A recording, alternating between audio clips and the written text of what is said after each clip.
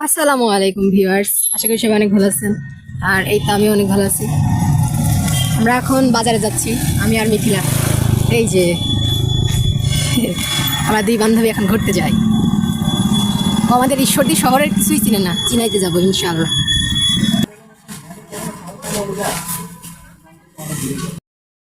এই তো আমরা এখন রিক্সায় উঠে গেছি, বাজারেও চলে আসছি। তারপরে হেঁটে হেঁটে যাচ্ছিলাম। আর এইটা তো সবাই চিনেন, এখানে আমাদের বিখ্যাত মামার হাতের সেই বিখ্যাত বানানো চটপটি ফুচকা। আমার চটপটিও পছন্দ না, ফুচকাও পছন্দ না, হালিম পছন্দ।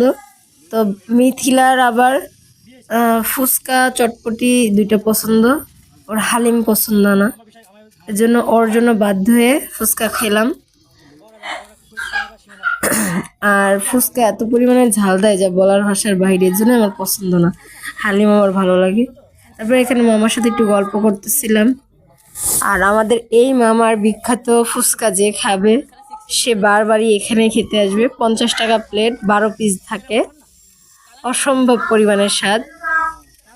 এটা হইল আপনার স্বপ্ন হলের সামনে এই ফুচকার দোকান।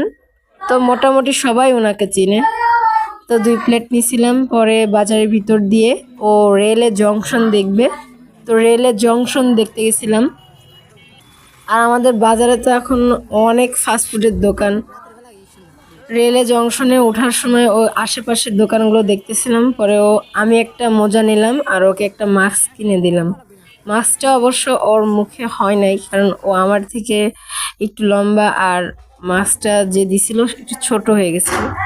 পরে আস্তে আস্তে যে আমরা চলে আসছি রেলে জংশন। এখন সোজাসুজি এখানে কথা শুনেন।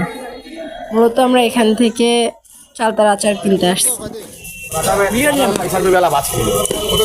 ফেসবুকে দিব, কোন সমস্যা? না না, ছবি তুলে আরো ভালো। মামা মজা আছে কিন্তু। কত টাকা সব মামা?